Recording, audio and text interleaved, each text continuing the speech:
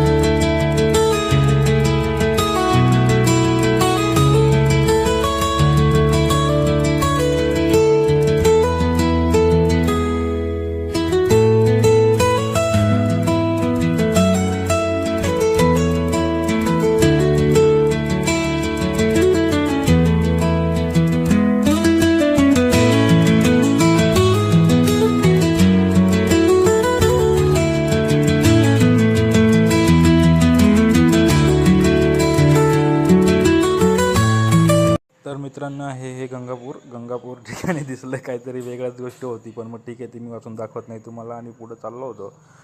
चालता मला वाटेमध्ये भरपूर काही असं दिसलं. शिवतीर्थ दिसलं. त्यामध्येच पुढे शाळा पण होती.